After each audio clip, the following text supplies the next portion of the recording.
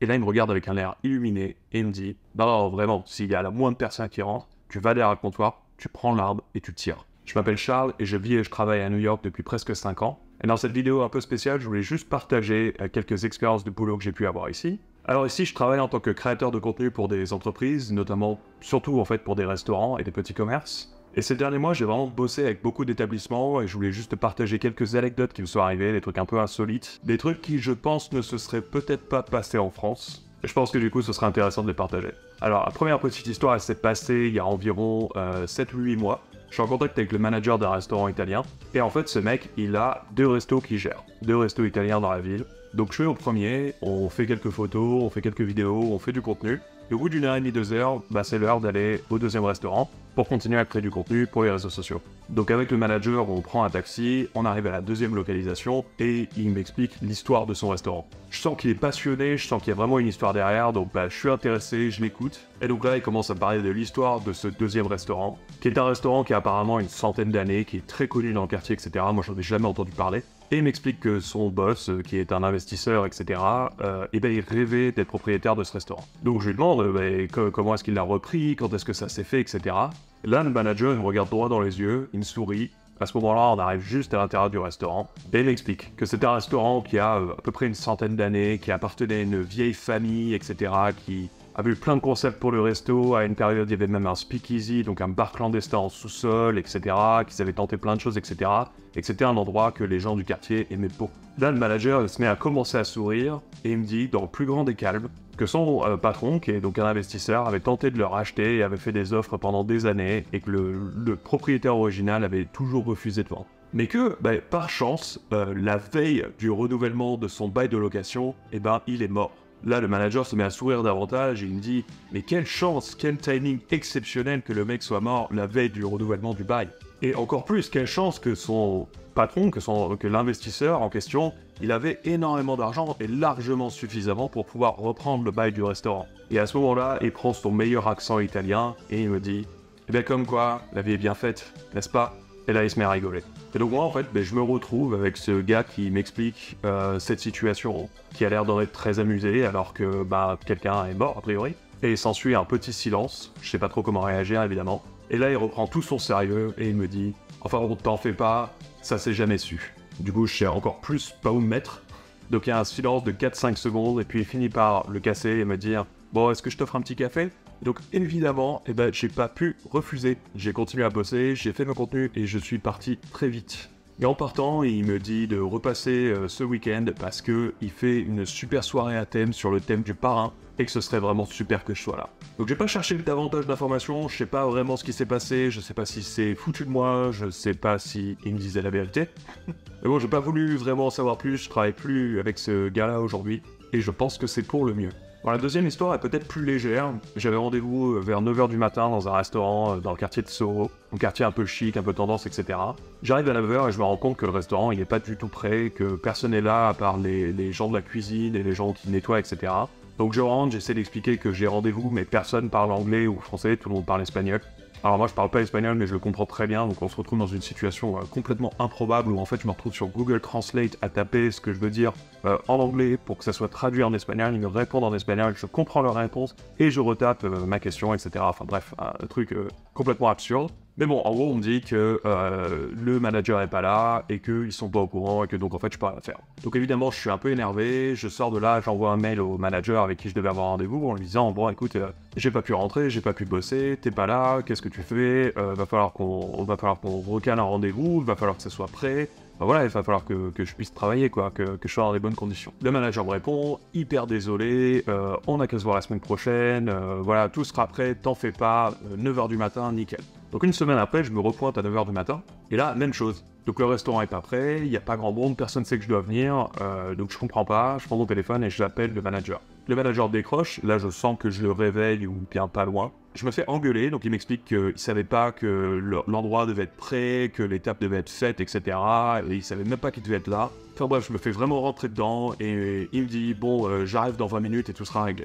20 minutes plus tard, le manager est toujours pas là, mais il y a quelqu'un d'autre. Il débarque et qui commence à mettre tout en place.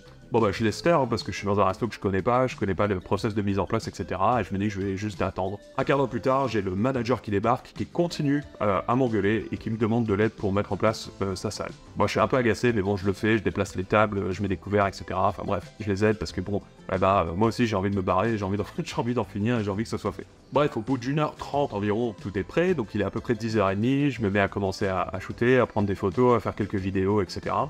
Le manager n'arrête pas d'intervenir, il m'interrompt, pendant que je fais des vidéos, il se déplace dans le champ, etc. Enfin bref, c'est une catastrophe, franchement, c'est hyper chiant. Mais bon, bah encore une fois, je continue parce que moi, à ce moment-là, j'ai qu'une envie, c'est de me barrer, quoi. Au bout d'environ 1 heure, j'ai à peu près terminé, je me dis bon, c'est bon, j'en ai marre, etc. Je vais voir le manager, je lui dis bon, j'ai terminé, je vais rentrer, etc. Et là, à ma grande surprise, le manager me regarde et me dit je suis désolé, j'ai mal réagi, j'étais fatigué, c'est pas une bonne journée, etc. Voilà, est-ce que je peux t'offrir quelque chose pour me faire pardonner? Bon, encore une fois, moi j'ai qu'une envie, c'est de me barrer parce que je me suis fait engueuler depuis 9h du matin pour aucune raison. Donc je lui dis non, c'est bon, je vais m'en aller, etc. Mais le manager il insiste et il me dit tiens, je vais te donner une canette de seltzer. Donc je sais pas si le seltzer c'est arrivé en France, mais c'est ces espèces d'eau pétillante, aromatisée, etc. Ça se présente sous forme de canette de 33 comme un coca ou quoi. Je dis tiens, je t'en file une pour la route, etc. Ok, très bien, donc je reprends tout mon matos, appareil photo, etc. que je mets dans mon sac en bandoulière. Je rajoute la canette à l'intérieur, etc. et je m'en vais. Donc je prends le métro, au bout d'une demi-heure, je suis chez moi. Et là, j'ouvre mon sac et je me rends compte que la canette a tout simplement explosé à l'intérieur de mon sac. Et donc, mon sac, c'est un sac en bandoulière, c'est un sac photo qui donc du coup est étanche. Mais du coup, étanche, ça veut dire que l'eau ne peut pas rentrer, mais du coup que l'eau ne peut pas sortir. Et donc, je me retrouve avec 33 centilitres de liquide à l'intérieur de mon sac et mon appareil photo qui baigne à l'intérieur. Alors, faut savoir que en termes d'appareil photo, on est sur ça, donc un vrai appareil professionnel qui coûte très cher. Donc, pour ceux que ça intéresse, c'est un Sony A7 IV. Donc, je me retrouve avec un appareil photo qui est trempé et qui en plus pue les arômes de seltzer, donc ça sent en gros la myrtille, ça c'est dégueulasse. Il est tout collant, j'essaie de le mettre dans du riz, etc. Pour essayer de le récupérer, je suis en panique totale. J'avais des shoots qui étaient programmés pour le lendemain matin, donc en fait je me dis mais je vais jamais pouvoir y aller, etc. Enfin c'est une catastrophe, etc. Donc je me mets à envoyer des emails pour essayer de reprogrammer, j'essaie de trouver des solutions, etc. Alors il se trouve que par chance, au bout de quelques jours, l'appareil s'est remis à fonctionner, et aujourd'hui est toujours à peu près fonctionnel. Il y a quelques défauts, la batterie même éteinte s'épuise, donc je suis obligé de partir avec plein de batteries, et j'ai des boutons à l'arrière qui marchent plus, donc j'ai dû brancher l'appareil à mon ordinateur et essayer de remapper les boutons sur des boutons qui fonctionnent encore pour pouvoir accéder aux fonctions de l'appareil. Donc vraiment c'était une prestation qui était superbe, entre un no-show à 9h du matin et une deuxième fois qui était hyper en retard où je me suis fait engueuler tout le long pour aucune raison. Et en plus ça m'a coûté mon appareil photo, vraiment ravi. Et enfin une troisième anecdote, celle-là c'est peut-être la plus caractéristique des États-Unis. Donc on est dans le quartier de Lower East Side, pas loin de Chinatown, qui est un quartier populaire. Je dirais pas que c'est un quartier qui craint, mais c'est un quartier où t'es peut-être un peu plus sur tes gardes, etc. Il y a quand même beaucoup de personnes sans domicile, etc. Il y a beaucoup de problèmes de drogue, etc. Enfin, c'est un endroit qui est pas forcément dangereux, mais qui est peut-être un peu plus que le reste de la ville. Donc j'arrive dans le restaurant pour faire des photos, shooter comme d'habitude, etc. Je rencontre le manager du restaurant, etc. qui a l'air d'être un peu nerveux, un peu, je sais pas, un peu, un peu réactif, très impulsif, pas agressif, mais un petit peu, bref, un gars un peu bizarre. Je discute un petit peu avec lui, il est pas particulièrement sympathique, mais enfin bon, c'est pas grave, je me dis que je vais faire le boulot et m'en aller, comme d'habitude. Sauf que là, je lui explique que pendant la prestation, je dois garder la porte d'entrée du restaurant ouverte, parce que je voulais faire des vidéos où je rentrais, je sortais, etc. Donc j'avais besoin du passage, et donc j'avais besoin de garder la porte ouverte. Donc au début, il refuse carrément. Donc moi je comprends pas trop pourquoi, je lui dis que j'en ai besoin, donc ça va être compliqué s'il peut pas garder la porte ouverte. Et là il m'explique qu'il y a plein de problèmes, qu'il y a des SDF qui rentrent chez lui, qu'il se fait voler tout le temps, que c'est une catastrophe, etc. à l'extérieur, et que du coup il veut pas. J'essaye de rationaliser le truc, je me dis que bon, il est 11h30 du matin, c'est une belle journée, on voit très bien l'extérieur, il y a beaucoup de passages dehors, enfin bon, a priori ça devrait aller quoi. Je lui dis aussi que j'ai l'habitude, que j'ai travaillé avec des restaurants dans le quartier, que j'ai jamais eu de problème et que bon, a priori, il devrait rien se passer quoi. Et là, il y a une grande pause de peut-être 3 ou 4 secondes et je vois qu'il réfléchit, je vois qu'il il essaie de trouver une solution. Et là, il me regarde avec un air illuminé et il me dit pendant que tu travailles, moi je vais pas pouvoir être là, donc je vais pas pouvoir contrôler qui rentre et qui sort parce que je vais être dans l'arrière-boutique en train de préparer des trucs. Mais du coup, il y a une arme sous le comptoir et si quelqu'un rentre, tu la prends et tu tires. Donc moi, je suis un peu choqué par cette déclaration en tant que français quoi.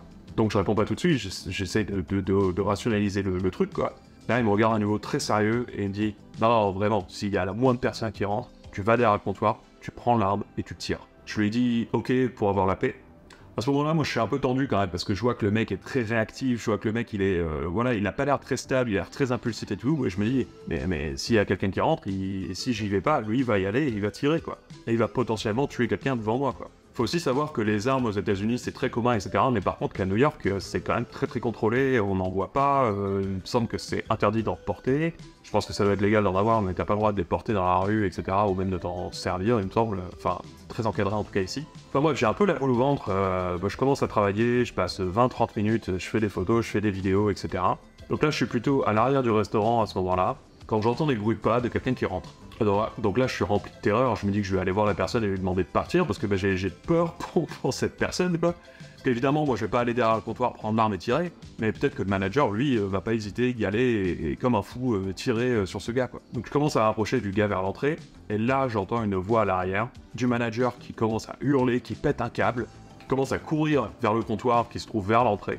Donc moi, à ce moment-là, je suis pas bien. En vrai, le seul truc auquel je pense, c'est est-ce que je peux courir pour sortir du restaurant et absolument me barrer de ce truc-là, parce que j'ai même pas envie d'être témoin du truc. Sauf que là, le manager, il arrive et il s'arrête, et il dit « Ah, mais ça, c'est mon oncle, il est venu m'apporter des trucs à bouffer, quoi. » Et alors moi, je suis comme un con, je suis figé dans l'entrée du restaurant, je suis complètement choqué. Je reprends mes esprits 2 minutes, je termine la presta, que j'essaie de faire au plus vite, je crois que je passe peut-être un quart d'heure, 20 minutes, puis je dis au mec « Ouais, bon, je vais m'en aller maintenant, merci pour tout, ciao, quoi. » Et donc autant dire que, lui non plus, je travaille plus avec lui aujourd'hui, parce que moi, les délires avec les armes, c'est pas mon truc. Donc voilà, 3 petites anecdotes de trucs qui se sont passés sur peut-être la dernière année, peut-être moins même. Bon, évidemment, dans l'immense majorité des cas, tout se passe très bien, les gens sont complètement normaux, il n'y a pas d'histoire d'armes ou de mafia, de gens qui tuent, des concurrents, etc. Mais je trouvais que c'était marrant de partager ces histoires, parce que bon, je pense que c'est des choses qui arrivent peut-être pas en France, ou alors beaucoup moins. Et du coup, je profite de cette vidéo pour dire que si toi, t'as un restaurant ou un petit commerce, ou tu connais quelqu'un qui a un restaurant ou un petit commerce qui cherche à créer du contenu, etc., même en France, parce que j'ai des équipes qui sont en France, clique sur le premier lien qui est en description, tu vas en apprendre un petit peu plus sur le service que je propose. Voilà, je m'occupe de création de contenu et de faire du marketing, notamment sur tout ce qui est Instagram. Encore une fois, c'est le premier lien qui est en description, si tu connais quelqu'un qui est intéressé, ou si même toi tu es intéressé, toutes les infos sont sur ce lien. Et si les histoires de création de contenu, ça t'intéresse, je te recommande de t'abonner à cette chaîne pour pas manquer les prochaines vidéos. Et du coup, je te dis à bientôt pour une prochaine. Ciao.